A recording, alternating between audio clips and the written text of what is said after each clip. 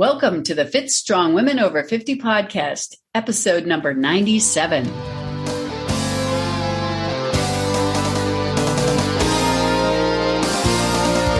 Welcome. I'm Chris. Thank you for joining us. And I'm Jill. Chris and I are your hosts for this podcast and the founders of the Becoming Ellie community. As the legend goes, Ellie was the Norse goddess of aging who beat Thor in a wrestling match. We decided to name our community after her because we were inspired to be more like Ellie. You can find out more about the Becoming Ellie community and this podcast at our website, becomingellie.com. And Ellie is spelled E-L-L-I. Be sure to sign up for our newsletter while you're there. That way you'll know about new episodes and anything else that's new in our world. Hey, call out to Kathleen, who left me a message on my most recent blog post and added at the end, love your podcast, by the way. Great, Kathleen. Great to hear from you. Yeah, you're going to really like today's episode too, Kathleen. It's a very informative one. Yep, I'm looking forward to today's talk. Let's go to the podcast. Holly Perkins helps women create the bodies they need to keep up with the life they love through her proven system of strength training and intentional nutrition. She is a woman's strength expert, a certified strength and conditioning specialist, and she's the author of Lift to Get Lean. Now, Holly has worked with many famous people and celebrities, even a presidential candidate. Holly holds a Bachelor of Science degree in Exercise Physiology and Nutrition from the Pennsylvania State University. Her advice is frequently featured in Women's Health, Shape, Self, Prevention, BuzzFeed, and Livestrong.com. With 30 years of experience in the field, Shape magazine named Holly a top trainers to follow. Welcome, Holly. We're so glad to have you on our podcast today. Oh my goodness. So honored to be here. Thank you for what an incredible introduction. Well, our podcast listeners are primarily women over 50 who want to be fit and strong. And so many of us, myself included, loves that feeling that comes from cardio. Can you tell us what happens if you're a woman over 50 and you only do cardio exercise? Wow. What a way to start an awesome episode. That is such a great question. And for real, I mean it. What a beautiful way and to just jump right in and to spell it out, because I so agree with you. I think a lot of us love the way that cardio feels. And I'm with you. I love how I feel when I do cardio most of the time, not always. And I know not every woman loves it, but cardio is important. And I think that we're in the day and age where it either is overemphasized or it's bashed. So it's important to remember that cardio stands for cardiovascular. And what we're referring to is either cardiovascular endurance or cardiovascular fitness. And cardio is important, but it's only one of the 5 considerations to fitness. And so you're right. A lot in my experience now, 30 years working with women, I've come across a lot of women who do a lot of cardio, mostly because they don't know what else to do. And they don't really know what's the most effective thing to do. And so cardio has this sort of tantalizing reputation that it's going to burn fat and burn calories and help you lose weight. We've all been taught that, and to some degree it's true. The problem is for women over the age of about 37 to 44, as estrogen starts to change, cardio becomes less effective. And in my opinion, it becomes more problematic. And so to really address the exact question that you proposed, which is what happens to a woman, really honestly of any age, but specifically of our demographic, which is 40s, 50s and above, right? I would even say 50s and above is our demographic. What happens when you only do cardio? So number one, cardio is highly catabolic. And what that means is it breaks your body down. The thing that is going to make you better the thing that's going to keep you young, the thing that's going to keep your body fat down, and the thing that's going to help you age gracefully is muscle. Cardio breaks down the very muscle that you need for so many reasons. My biggest complaint with cardio is that it's killing the muscle that you need. And so you have to be very careful because you're literally catabolizing your muscle, and the muscle is the thing that you want. It's going to get you the goal for which you're going after the cardio. Right. You mentioned that cardio is only one of the 5. The other ones are balance and strength and flexibility. And there's something else that I'm not thinking of, but of course, cardio. Historically, we in the fitness industry will look at a human. And when we say that person is fit, we really are assessing 5 different categorizations. And over the years, I'm a bit of a purist. So when I got my degree in exercise physiology, I studied under some of the godfathers of our industry. And over the years, they have added and subtracted some of them. But basically, most of us agree that the 5 components of fitness are, yes, cardiovascular fitness is one, muscular strength, muscular endurance, which is totally different, flexibility, you got that, and body composition, believe it or not. Now, some people take out body composition and they put in power, right? Power and force. But generally, body composition is an indication of your fitness level, because even if you have great cardiovascular fitness and you're strong, if you are too lacking in lean muscle mass and your body composition isn't ideal, we do look at that as a factor in assessing your fitness. And you said the cardiovascular and then strength. Muscular strength, and then muscular endurance. Yeah. What is muscular endurance compared to muscular strength? Yeah, so good. Muscular strength is your ability to move a certain weight load for a certain amount of time. Well, really, it's a certain number of repetitions. It's basically your ability to move a certain amount of weight load. So let's use an example of how about a leg press? So muscular strength is how much weight you can move on a leg press. What is your maximal ability for either 1 repetition or 3 repetitions? That's your muscular strength. So let's say, for example, my muscular strength is I could do 210 pounds for 3 reps on the leg press. That is my muscular strength. Now, of course, that's localized to the lower body, and we can apply that to the different major muscle groups. But that's what muscular strength is. It's how strong you are against a fixed object. Muscular endurance would be, believe it or not, you're going to find this surprising, and a lot of people confuse this. Running is actually muscular endurance. A lot of people think running is cardiovascular. Yeah, I always thought running was cardiovascular. Sure, you would think it would be, but it's actually more muscular endurance. And yes, you also get a cardiovascular workout, right? Yes. But it's a muscular endurance activity. So is cycling, rowing is a muscular endurance. It's using your muscle's ability over an extended period of time. Another way we could look at it, to use that same example, the leg press, your muscular endurance is what weight load and how many repetitions can you do for an extended period of time? Say 30 repetitions. How much weight load can you move for 30 repetitions or for 2 minutes? That's muscular endurance. And that's actually very different than just pure cardiovascular fitness. Pure cardiovascular fitness, which we would assess through a VO2 max test, which is really looking at the chemical reaction of how oxygen is coming out and going through your body. That's really how we would assess your cardiovascular fitness.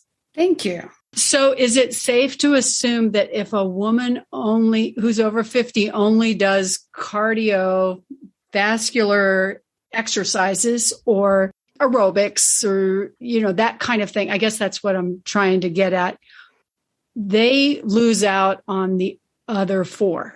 Yes. Yes. They're losing out on the other four. And I would argue, and there's a lot of research to support it, I would argue that you are actually, I don't want to use too strong of language here, but by not improving your lean muscle mass, because cardio really is catabolic to lean muscle mass. So I would actually argue by only doing cardio, you are reducing your lean muscle mass, and muscle has so many other health benefits, right? So we could extrapolate out. Let me say it a little more succinctly. It's going to sound a little alarmist, and I don't want it to sound that way. Maybe we should make it sound that way, but by only doing cardio, you're setting yourself up for osteoporosis. By only doing cardio, you're setting yourself up for heart disease and stroke.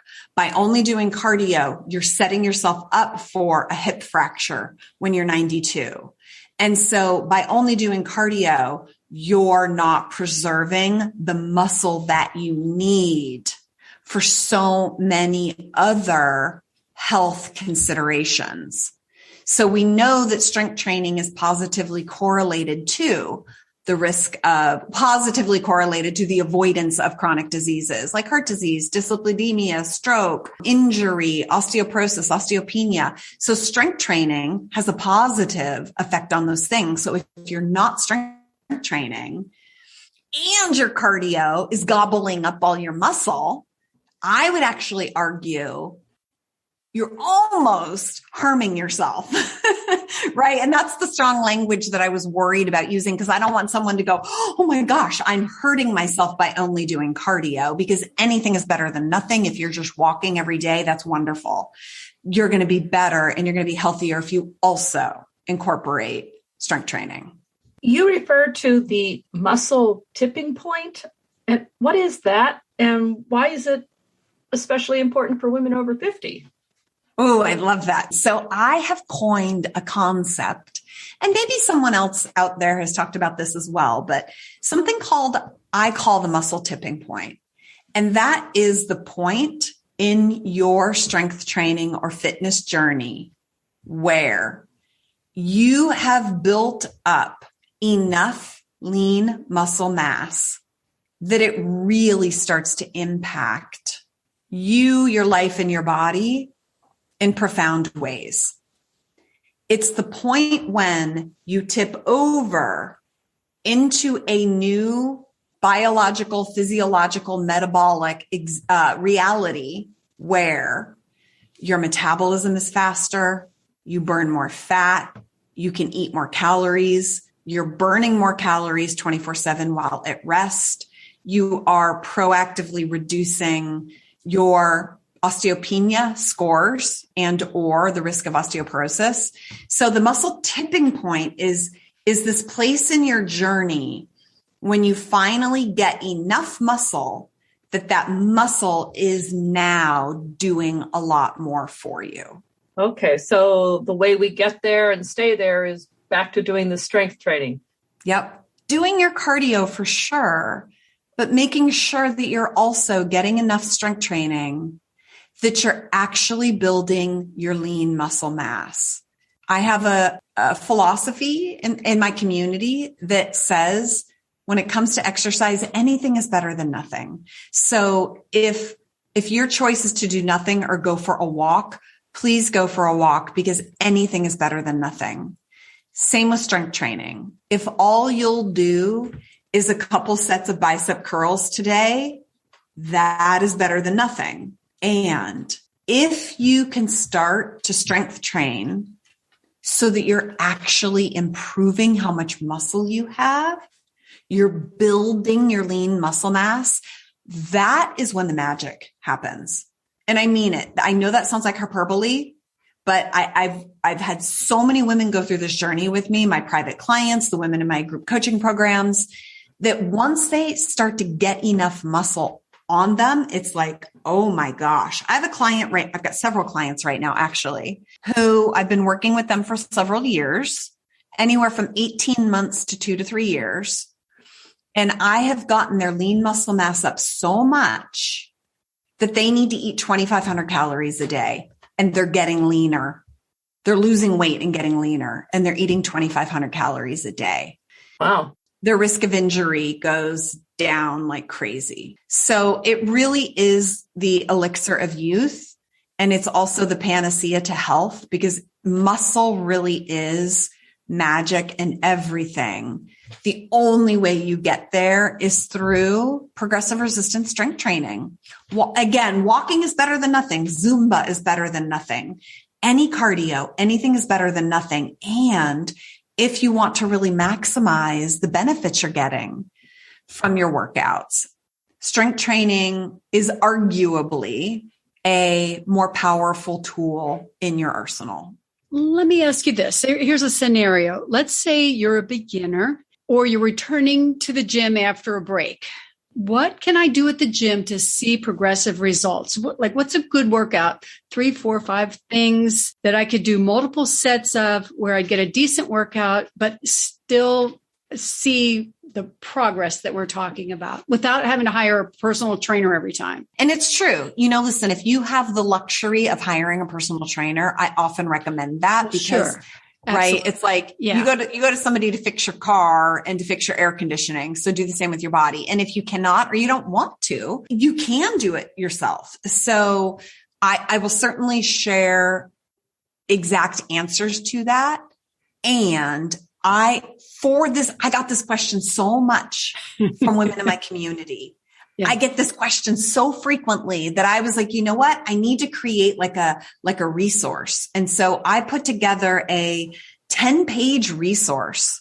It's a beautiful, totally free download that I created for people to answer this question. Okay. Yeah, it's incredible. And it's probably one of the best things that I've ever offered to the world for free. I'm very proud of it. And I've gotten so much incredible feedback on it. I call it my 6-week strength and cardio program. And I can give you guys the information on that if you're interested in it. That's great. So, and that spells it out. And the reason why I mention that is you can figure this out on your own for sure. But if you can get your hands on a free resource created by an expert, follow it instead of trying to figure it out, because you can get it for free. And there's lots of good free resources out there. Follow something created by someone who knows what they're talking about and you'll get better results. But to answer your question, here's how I would spell it out. Again, I'm going to say it again because I think it's really important. Anything is better than nothing.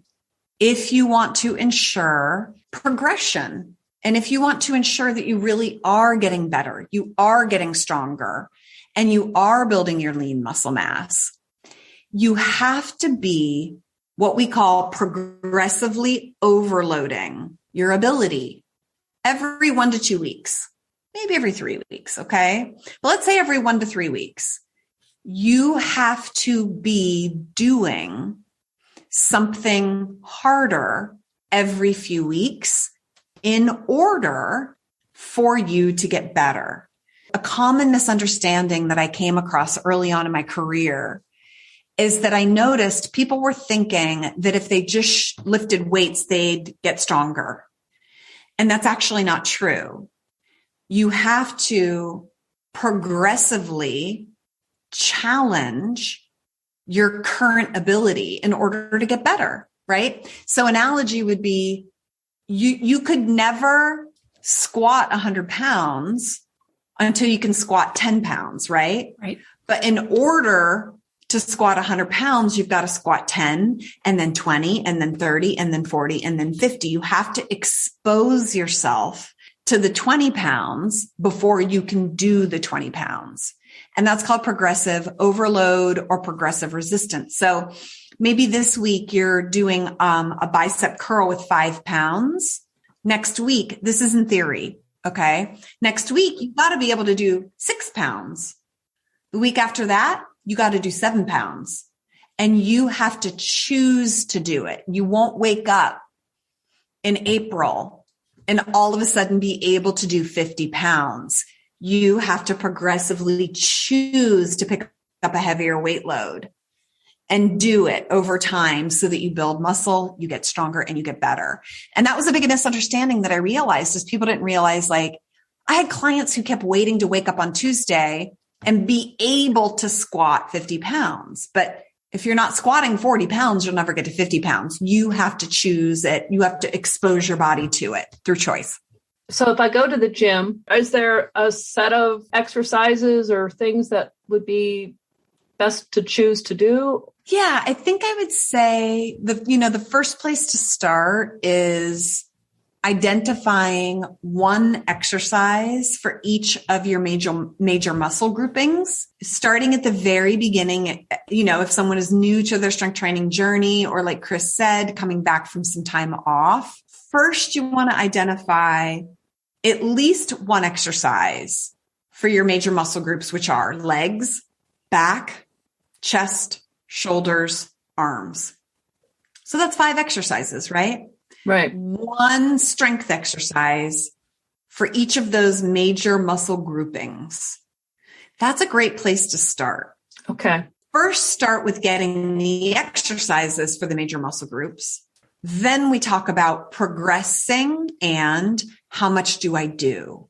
So when it comes to how much to do, a great place to start is 2 to 3 sets of each of those 5 exercises, depending on your fitness level. So if you're brand new, I would recommend just starting with 2 sets of each exercise, right? So 2 sets of the leg exercise, 2 sets of the back exercise, 2 sets of the chest exercise that you've selected. Then how many repetitions? I really find for women, the best place to start is anywhere between 10 and 12 repetitions. I don't love 15 or more repetitions for women. I generally start my women who are newer to strength training or have had some time off with 2 sets of 10 repetitions, those 5 exercises. Okay. And then we can progress to more exercises or more sets.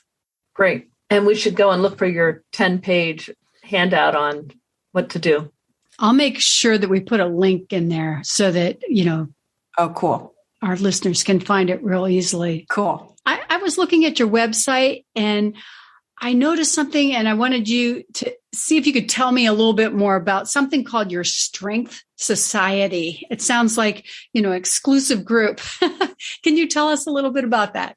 Yeah. Oh, that is one of my favorite things that I created in this year, 2021. Gosh. Okay. After being in this industry for 30 years, I've been coaching women.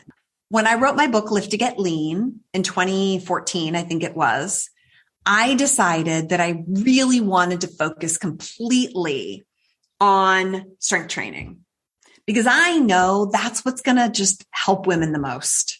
It's the most important thing. And so if I could get one thing into women's brains, it's please strength train. I spent a number of years helping women learn how to strength train effectively. And what I kept coming back to, either with my private clients or the women in my coaching programs, what I kept coming back to was realizing a lot of women interpret exercises differently. So let's use that example of a bicep curl. Okay. We all do a bicep curl a little differently. Some of us do it like this. Some of it do us like, with our arms out. Some of us do it with our hands narrower. We all perform the exercises a bit differently. And how you perform the exercise impacts how your body will adapt. And so what I learned was a lot of times, if a client wasn't getting the kind of results I knew she should be getting, it's because how she was actually performing her bicep curl or her leg press. And so I created a program called Strength Society, which is a live interactive workshop. And I teach you exactly how to perform the most important strength exercises so that you can become a master of technique, so that you get the most benefit out of those 10 repetitions and so that you can really transform your body and get the results that you're working hard for. Another way of saying this is I saw a lot of women working hard and spinning their wheels. And the reason was they weren't really performing their single leg deadlift properly or their goblet squat properly. And so I created this workshop. I just did it this year for the first time. And I created this workshop where we just did one 3 days ago. We show up together for 3 hours. It's virtual. Someday I'll do one in person, but right now we're virtual. So you can do it from your living room, the privacy of your own home, because a lot of women feel a little self-conscious trying to learn new exercises in a public space. So you can learn how to perform these exercises in the privacy of your own home. And I teach you exactly how to do them with all of the exact cues so that you know you're doing your exercise properly, so that you're getting all the benefits out of it. And so we've done 3 this year so far. And then I got the great idea after we did it.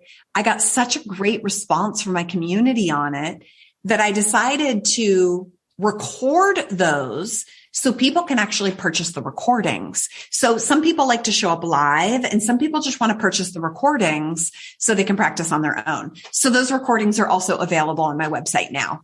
Cool. Thank you. In your book, you mentioned your book. In your book, you talk about your 3-step system: technique, movement speed, and the last 2 reps rule. Yeah. Can you tell us a bit more about all of that? Yes. In my book, Lift to Get Lean, which was in partnership with Women's Health Magazine, I talked about 3 simple steps to improving your strength.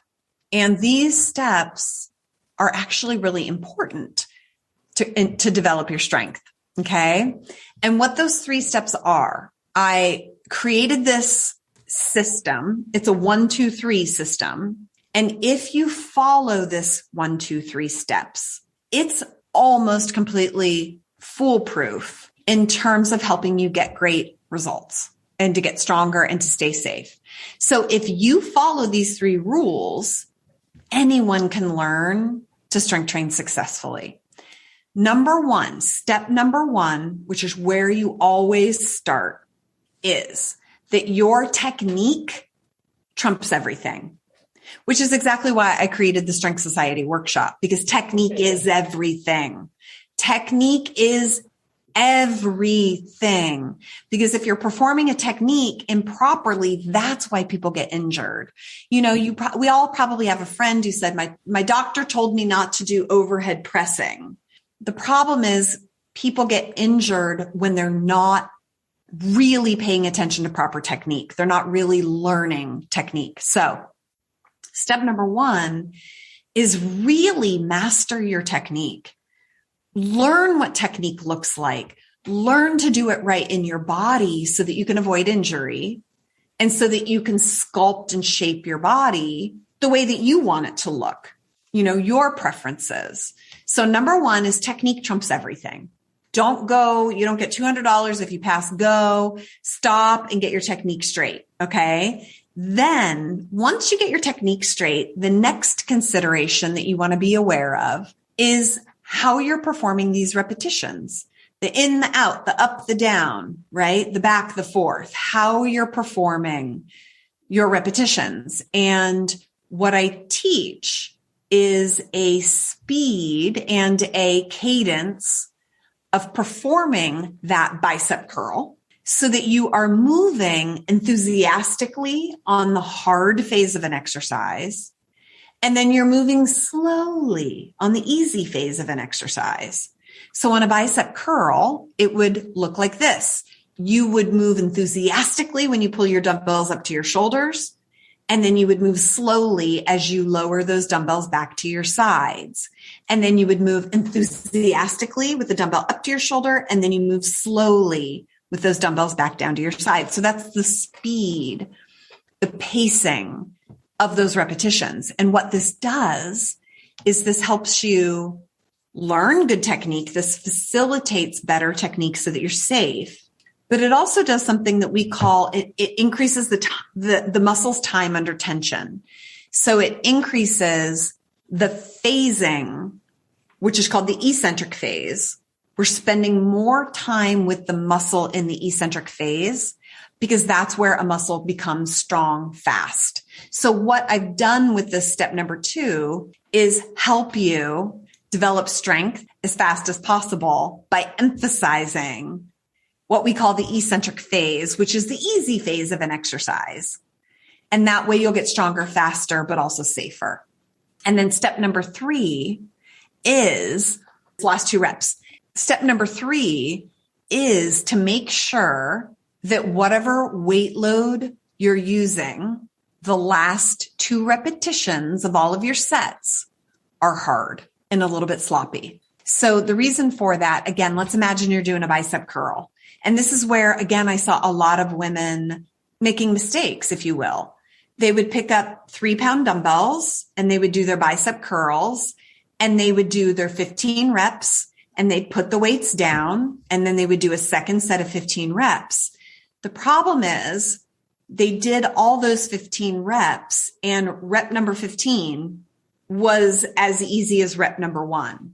And so what happens is it doesn't matter if you're doing 15 repetitions if they are not challenging. So the way to really ensure that you are creating that progressive overload that I talked about is you choose a weight load where the last 2 repetitions of your set are actually hard and you start to lose your technique a little bit. And that if you use these 1, 2, 3 steps, you will always know how much weight to use. You will always stay safe and you will also use the right technique so that you are getting strong and you will get better results that way. Great. Thank you. Do you help your clients with nutrition? Yeah. What kind of advice do you give them?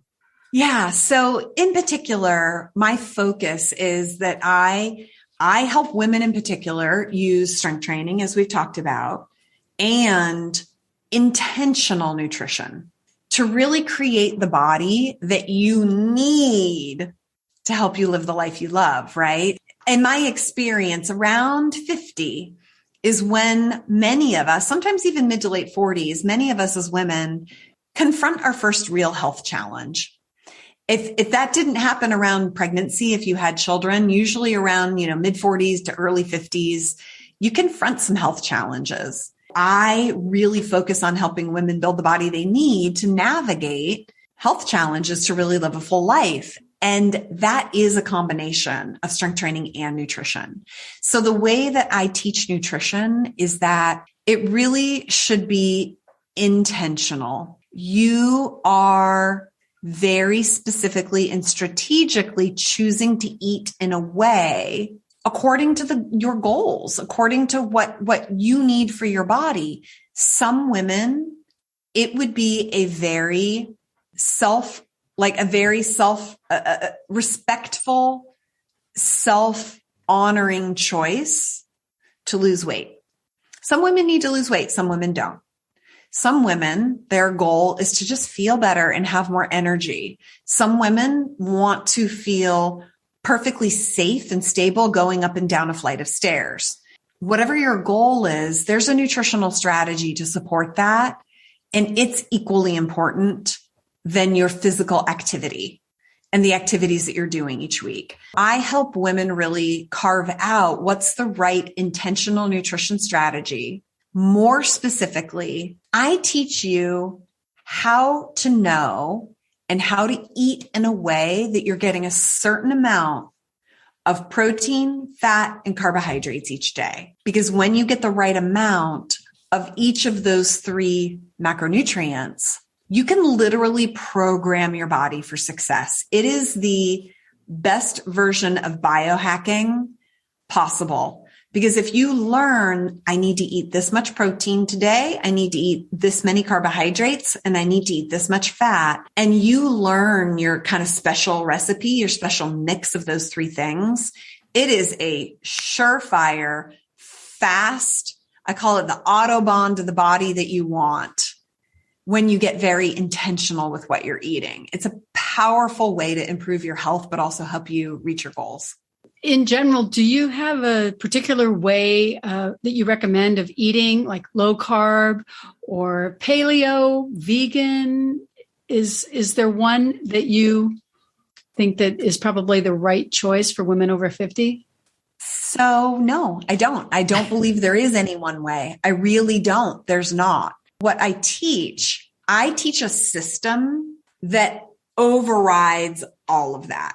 I teach a structure so that if you want to be, a pescatarian, this system will guide you. If you want to be vegetarian, if you want to be paleo, if you want to be anything other than ketogenic, okay, or even technically low carb, I can teach low carb as well within this system.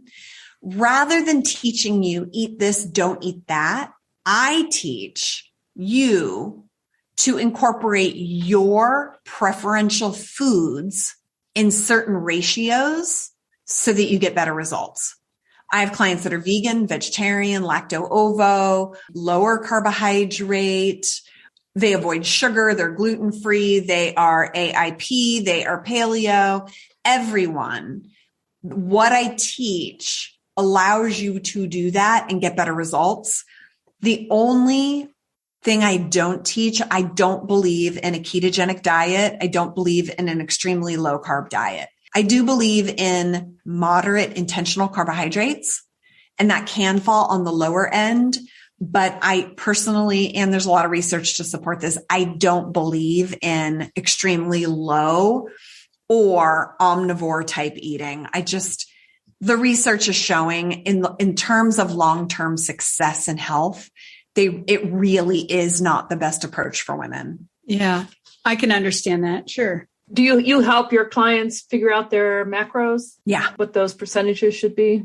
Yeah. In general, again, based on research, I start from a place of, let's call it default, or a good place to begin is anywhere from 40 to 50% of daily calories coming from carbohydrates.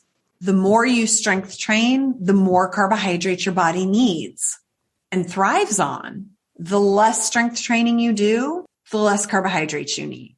That being said, I don't advise going below 40% of daily calories coming from carbohydrates if you're active. Now, if you have a lot of weight to lose, you have metabolic syndrome and you don't work out, you can definitely eat fewer carbohydrates.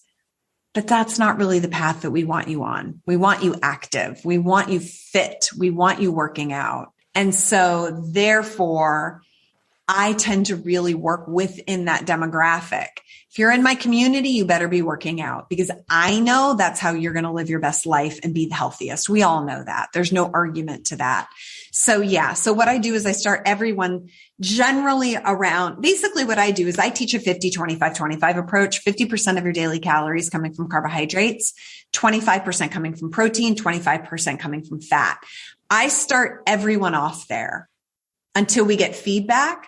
Then we tweak the carbohydrates up or down. And believe it or not, a lot of women do better on more carbohydrates. I was a great example of that. I fell victim to this, allure of the low carbohydrate promises. And I followed a low carbohydrate diet for years. And I was just failing until I did a genetic test. And my genetic test revealed that my genetic coding, and by the way, most humans do fall into this category based on genetic testing. I needed way more carbohydrates to really thrive. So I went from about 30% of my daily calories and carbohydrates all the way up to 55 and 60. I dropped weight like that. I mean, the weight fell off of me. I think I lost 17 pounds in 3 weeks, I think, by eating more carbohydrates, by almost doubling my carbohydrates. And it was powerful. And I also felt a whole lot better. And I stopped being sore after my workouts, and I started building muscle, and I was in a better mood, and I could think clearer, because carbohydrates really are necessary. You just have to find the optimal amount for your body and your activity. So there is a genetic component here, but there's also an activity component. Like, what are the activities you're doing? If you are walking 5 miles every single day and trying to follow a low carb diet, you are going to you're going to run into some troubles, most likely. But so many women have gotten so afraid of carbohydrates, they swung the other direction. And a lot of women are being active, but not eating enough carbohydrates. You could still eat low carb, but you need enough to support your genetic needs, but also your activity, Right. Yeah. On a less global scale, but do you suggest we eat a snack before we work out? And if so, is there a certain pre-workout fuel that you suggest to your clients? The first thing I always recommend is do not work out empty, especially women over 50. You're not a fan of fasting workouts? No, especially over 50. Do not do fasted cardio. Do not do fasted workouts. If you're doing intermittent fasting, you do not want to follow the protocol where you work out at the end of an intermittent fast. I know it works for men in their 20s, but we are not men in their 20s. And intermittent fasting and working out on empty is highly dependent on your levels of testosterone. And if you're over 50, your levels of testosterone are lower than they've ever been in your entire life, even if you're supplementing with testosterone. I am a fierce advocate for fueling before your workouts. And the reason is, do you think Serena Williams fasts for 16 hours and then goes into a training session? Absolutely not. No professional athlete goes into a training session empty. They don't. And if they did, they're not a professional athlete. And so a lot of people forget that. It's like, well, what are our athletes doing? Not the fitness models who get skinny on the cover of a magazine, because that's a whole different thing. But if you want to perform well and you want to be healthy and you want to be fit, that requires fuel. So the name of the game is to fuel yourself properly before your workouts. And that's why I use that language. So eat a snack, sure. Eat a meal, that kind of psychology or that language is a little different than fuel yourself with the right fuel for a workout, performance fuel. I learned, this is actually kind of funny. I learned this lesson the hard way. So when I was in my 20s, even though I have a degree in exercise physiology and nutrition, I was still trying to put the pieces together, as a normal person. And at the time, I was a distance runner. I lived in New York City and I would go into Central Park and run anywhere from 4 to 8 miles, 4 to 5, 6 days a week. I was a runner. And so, I remember a lot of times I would just kind of run on empty and I always felt terrible. So then after several years, I learned that I was supposed to fuel before my workouts. And I'll never forget, I had like a chicken Caesar salad one time before a run and I felt awful. I went in for that run. It was awful. And then I realized years later with more education, well, that's because a chicken Caesar salad is not pre-workout fuel. That's a meal. That's lunch. That's dinner. That's a full stomach that you're now exactly. digest. I could feel that dressing just when you said that. I could just feel it, but jumping up and down. People do that. They have a salad and then they go work out, or they have a sandwich and they go work out. Depending on digestibility, you want to think of it in terms of what is a fuel that I can put in so that I'm fueled. So I definitely always teach, don't work out on empty, don't work out hungry. So what should I eat? I recommend having a meal 2 to 3 hours before so that it can be digested, but you still have the energy. 2 to 3 hours if you're going to have a meal, or a pre-workout performance fuel snack 30 to 60 minutes before your workout. So if you have lunch, let's say at 1:00, and then you're going to work out at 5, I generally have people do some sort of a pre-workout fuel 30 to 60 minutes beforehand to give you carbohydrates, to give you protein to stabilize your blood sugar, to give you fuel. If you don't have any fuel, if you don't have enough glucose in your blood, the brain and the liver are going to take the glucose that you need. And then when you're exercising, you don't have the glucose that you need to run.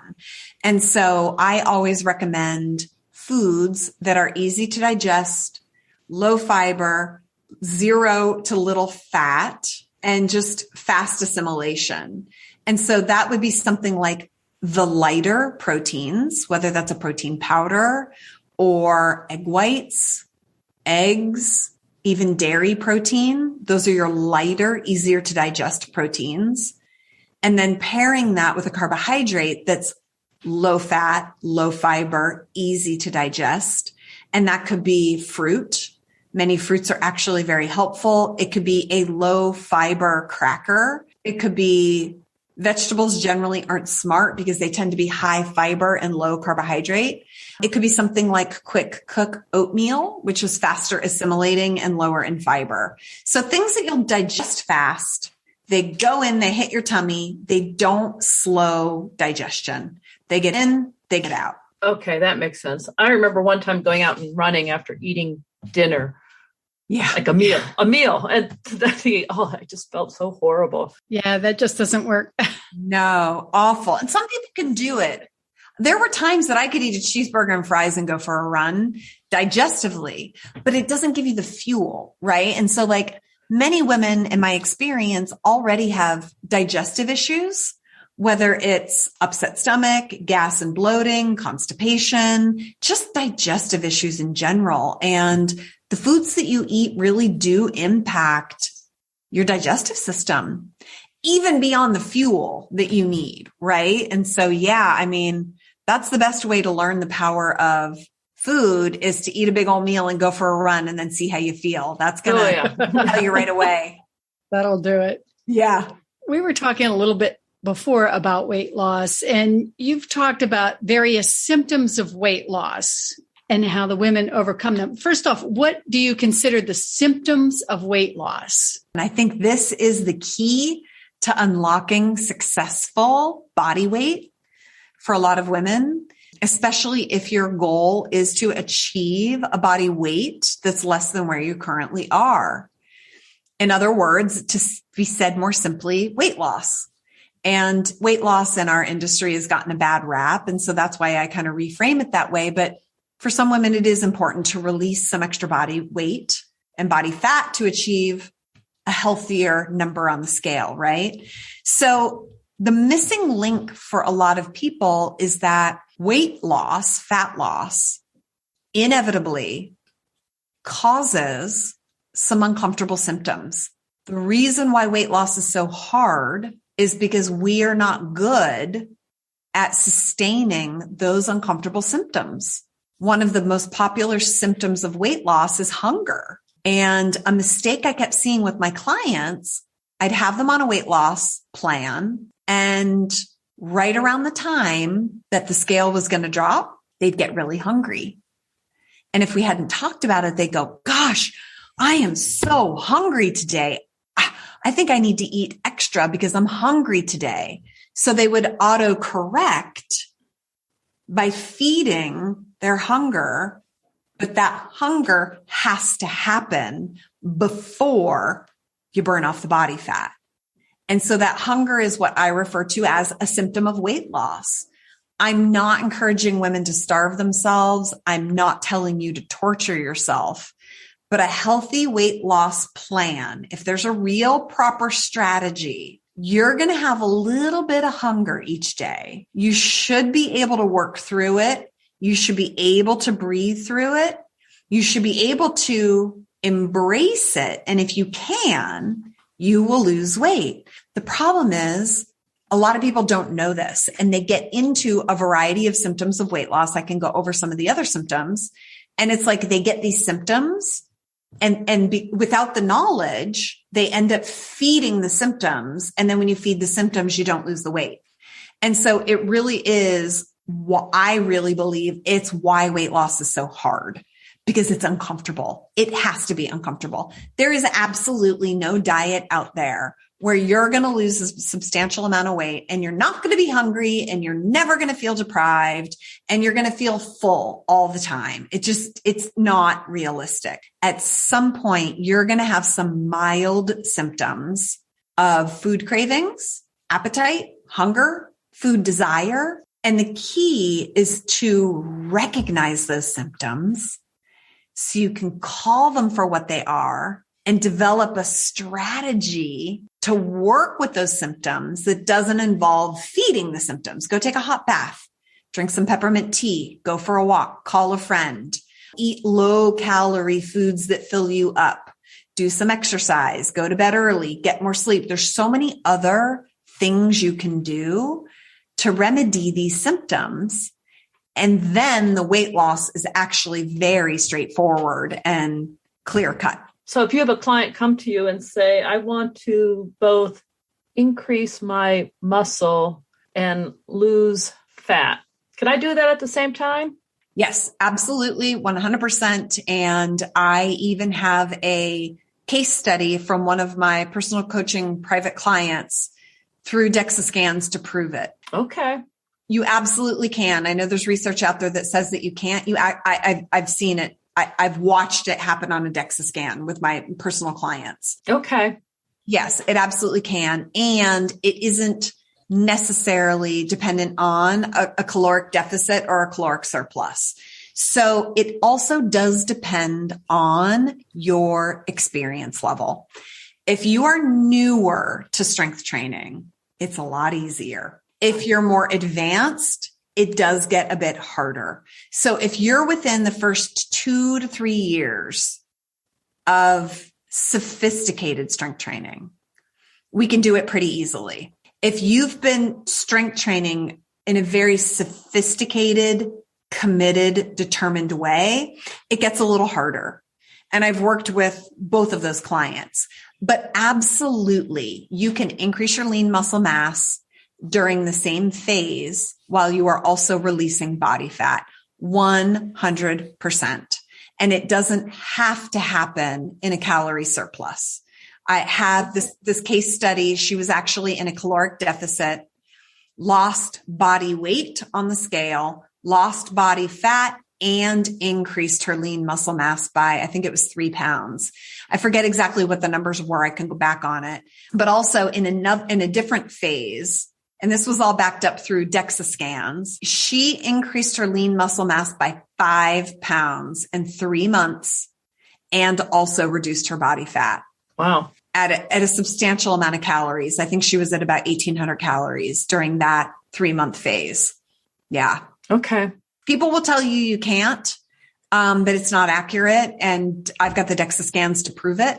There's also research that says it is possible. There are things that make it easier and harder. Listen, if you're starving yourself and you're eating way too few calories, it is going to be hard to increase your lean muscle mass. But if you're eating approximately the right number of calories, you can build muscle and release body fat in the same 3-month period. Absolutely. Great. Thank you. You mentioned this before, intentional nutrition. Can you tell us again what that is? Yeah, what that means is sitting down and deciding exactly what your goal is. What are we trying to achieve here? Why are we eating specifically with one goal in mind? A lot of women will say, oh, well, I want to lose weight. But then when I really grill them and I say, really, what are your goals? It isn't their number one goal. So what happens is you might think you want to lose weight. So you follow the popular weight loss diets that are on the market these days. And if it's not working for you, that's probably because there's a competing intention and that's actually not your number one goal. Your number one goal might be, I want to be fit, or I want to feel better. I want to age gracefully. I want to build muscle, all of these things. And I'd like to release some extra body fat, right? So getting intentional with your nutrition is to say, what is one goal that we're going after specifically? And therefore it dictates your nutritional strategy. If your only goal is to lose weight on the scale, that is one nutritional strategy. But if your goal is to get stronger and get fit and build muscle, that's a different strategy. And you can't do them all at one time. So you got to pick a goal. If your goal is to get leaner, that means you're increasing your muscle and decreasing your body fat. That's different than just losing weight on the scale at all costs. If you want to lose weight on the scale at all costs, it's easy. Starve yourself and don't exercise. It's easy, right? But the thing is, that's actually not what most women want when they really stop and ask themselves, what is it you really want? is that really the only thing you're worried about? And for some women, it is. Like, there are women who need to lose 100 pounds.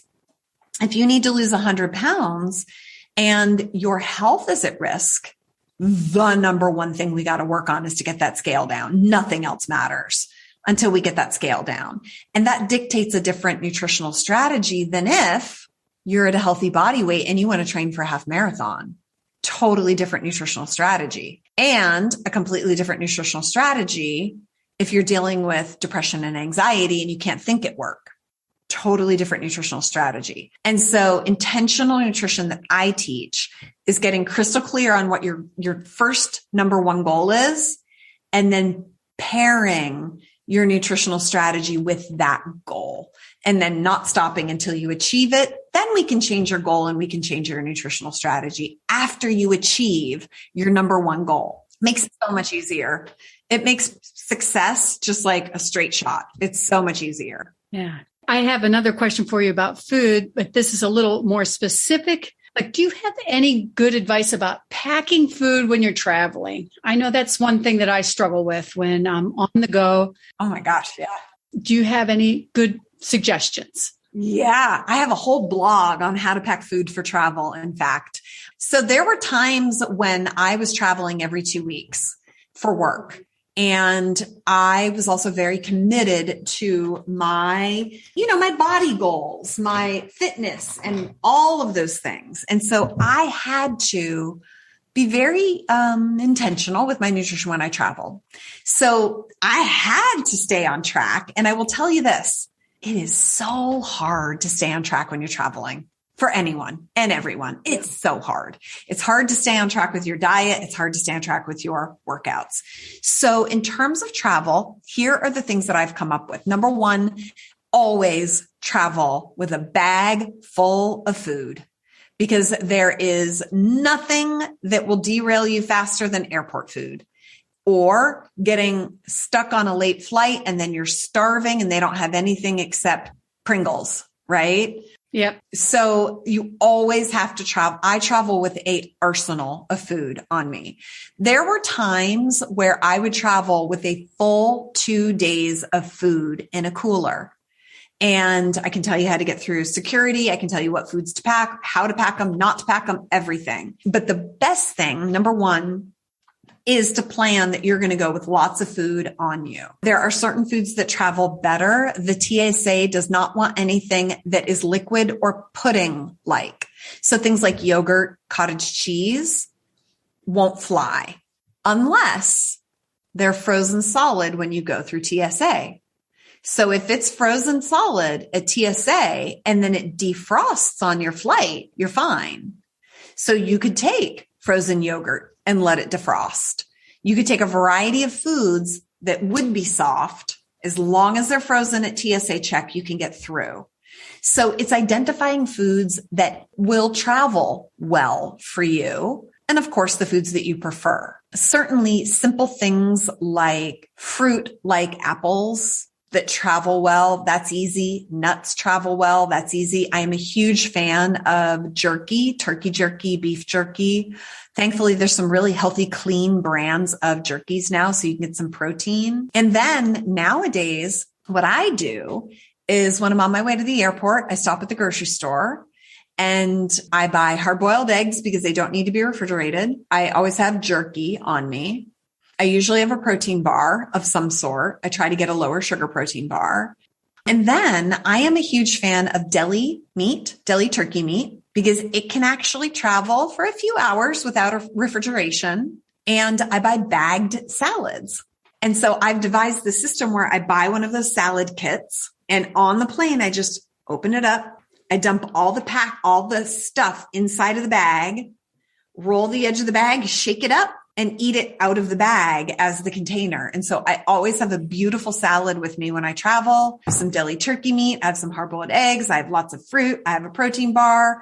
There's all kinds of stuff. Sometimes I make a protein breakfast cake, and I can take that with me. There's so many things that you can take, and it will always go through TSA. And if they ever question you, you can just say, I follow a special diet, and they are usually a bit more forgiving. And then in the times when I would travel with a lot of food, I had a separate cooler and I would just put all my food into the cooler. The cooler would go through a security check and they know that it's a cooler of food. And I never, ever, ever once in 10 years ever got stopped or ever had my food taken away from me. It always worked. That's great. Thank you. Good suggestions. Yeah. You've given us lots of references to things, but so where can our listeners find you if they want to track down these resources or find more information or just see what services you offer? Oh, yeah. So since we talked about it, I'm so happy to share my 6-week strength and cardio program. That is that 6-week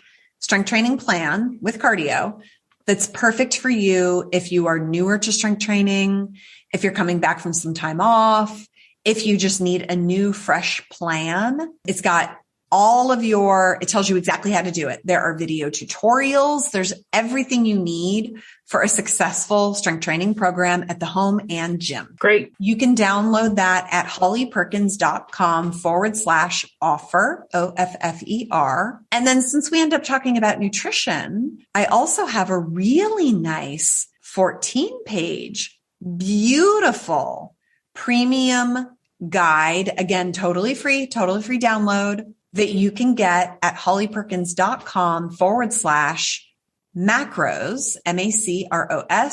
And that teaches you my signature proven approach to nutrition. Okay. Great. Those 2 places. And I can give you those links if you want to link them up. Yeah, that'd be great. We'll put those links in our show notes. That's great. Thank you. So obviously your website is hollyperkins.com. Yeah. And on Instagram, I'm at Holly Perkins. And Facebook, I have a really great Facebook page, Holly Perkins Fitness on Facebook. Every Tuesday, I do a live episode. It's called Hot Tea with Holly. I bring a cup of hot tea. We have a chat and I always share on really my best tools and resources for women. Excellent. Specifically strength training and intentional nutrition to really help you create the body that you need. And I do that every Tuesday at 1:00 on the East Coast on Facebook. Excellent. Thank you so much. Boy, there's a whole mountain of information here. It's wonderful. Really appreciate you as a guest. Good. I hope it's helpful. Oh, for sure. I'm really passionate about helping women be happier. I feel like we suffer. Women tend to suffer in various ways. And my mission in life is to help alleviate the suffering and help you, like I said, create that body that you need to really live the life you love and enjoy it along the way. And I'm so honored to be able to just offer as much free information as possible. So, well, thanks for being a guest. Thank you for having me. What a great community you have. Yeah, we'll talk to you again soon. Bye-bye. Bye. Holly had a lot of information for us. I really like the part about the intentional nutrition and eating for what your goals are. Yeah, it's so smart. It's like you can't do everything at once, right? Yeah, I'm going to think about that, the symptoms of weight loss, because it's a good point that, to lose weight, you're not necessarily going to be comfortable and you will have moments of being hungry, and got to remember that when you're feeling hungry, that doesn't necessarily mean, I should go now eat more. Right. Well, I really liked what she had to say about lifting and, steps for improvement. And I'm really taking to heart what she said is make those challenging reps your last 2 where it's really hard. And I think that's important. Those last 2 reps, sometimes it's like, maybe I'll just skip those. But that's really where you start to build your muscle, I suspect. Right. Going for improvement and, keeping your technique.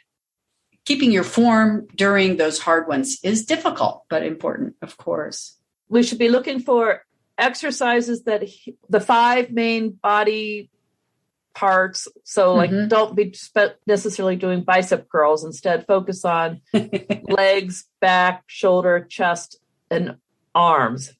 Yeah, there's something about the default bicep curls, right? Yeah, we all love those bicep curls, but I understand what she's saying is I know like when you watch people do this, they'll do the full body exercises that really hit multiple parts of your body. And then if you have time, you can throw in some bicep curls just to make you feel good. But yeah. And I'm encouraging all of our listeners to download that 10-page free resource it's in the links. So you can just click on the link there. Okay. In the show notes, you mean? In the show notes, exactly. And I may look at her book, Lift to Get Lean. Yeah, I think that's another good thing. Lots of resources for our listeners today. Yeah, she has a lot of information out there. I'd love to hear what our listeners think and what they're doing to be fit and strong. Let us know about how you're doing at our website or on any of our social media accounts. We'd love to hear from you. Definitely. And you can also find us on becomingellie.com or on Instagram, Twitter, and Pinterest. Oh yeah, and YouTube. Yes, we're on YouTube now. I want to remind everyone to be sure to follow us on our Facebook page and then join our private Facebook group where we encourage and support each other. And when you go to the website, don't forget to sign up for our email list so that you don't miss any of our articles or podcasts. You can sign up at becomingellie.com, and that way you always know what's going on. And if you enjoyed today's episode, be sure to tell a friend. Spread the word. It was great talking with you today, Chris. I'm looking forward to our next episode of the Fit Strong Women Over 50 podcast. I am too. See you next time. Bye-bye. Bye.